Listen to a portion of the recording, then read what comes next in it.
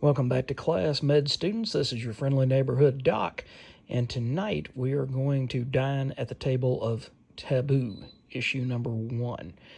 This was a labor of love from Steve Bissette, and it was from his own,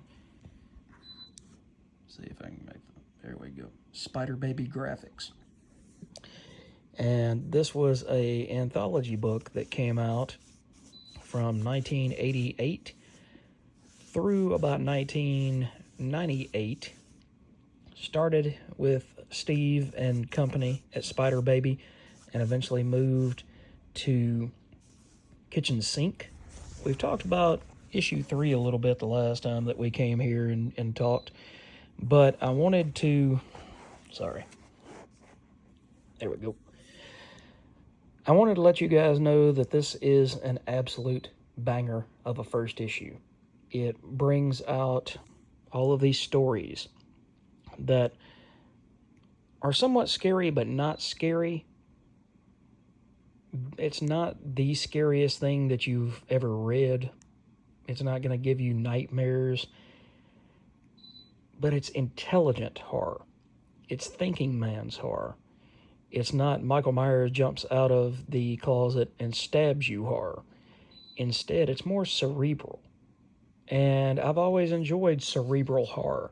One of my favorite movies of all time, if not my favorite horror movie of all time, is Silence of the Lambs. It's not because Hannibal Lecter is a cannibal. It's because Hannibal Lecter is a multi-layered character whose motivations you respect even if you can't quite understand them. But to get back to this, it's got a myriad of stories by people like Charles Burns. Why is this thing not connected? Come on, work with me, dude. Or don't, that's fine too. You've got Charles Burns, you've got Steve Bissette, you've got another one by Steve Bissette, you have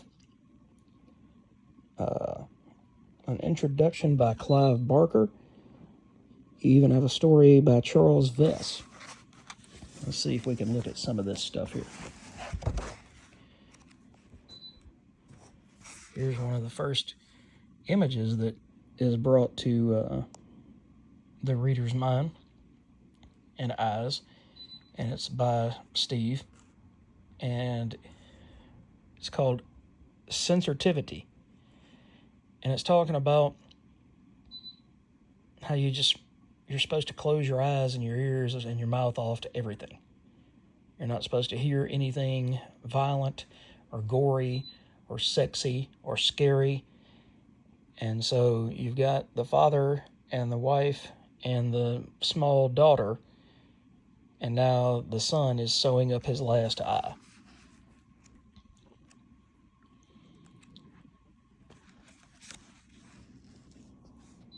Next, you get a story about a woman who sees a TV show that only she can see. And it's a TV show that gets piped not into every home, but into homes where the people that create this TV show think that you'll find interest. But it's a TV show where people get weapons and then there are no more. And it deeply disturbs this woman who is watching the show because she sees the destruction that comes to these characters, to these people. Next up, we have Scarecrow by Charles Vess, who does this wonderful black and white artwork. Well, the whole book is black and white, but what I mean is kind of an ink wash design, like where you have this character here. It's very intriguing, very visually stimulating, and you get a treat with some very detailed artwork, and then you get some that is a little more sketchy. You get a lot of story in this book, because even though it is, let's see, what, right at 100 pages, I'm going to say, then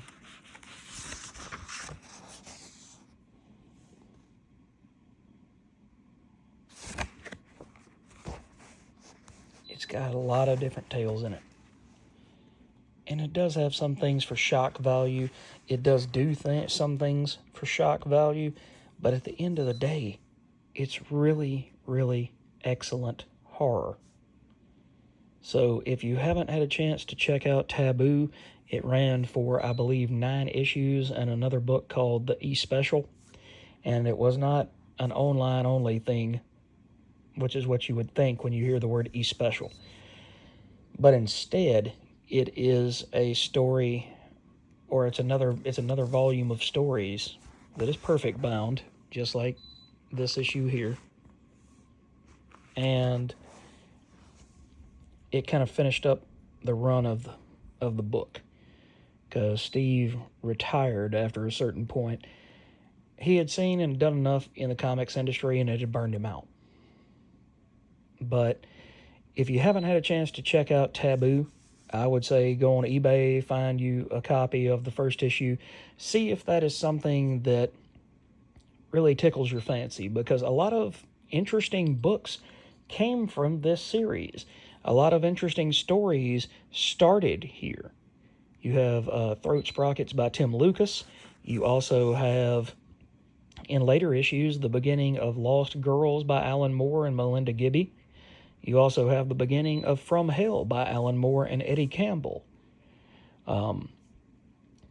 that began to be serialized in Taboo and eventually moved on to be completed in other projects, whether they be freestanding or another serialized episodic take on it. But anyway, guys, Taboo #1, absolutely great. I know that I said I would do a deep dive into all of these issues once I get the rest of the issues in the run, which looks like issue 5, 6, and 7, and then the E-Special issue. So once I do that, I will go through here and do a much deeper dive into all of these books. But for right now, this has been Taboo, issue 1 by Steve Bissette et al. From Spider Baby Graphics in 1998. Thanks for watching, guys, and have a scarific evening.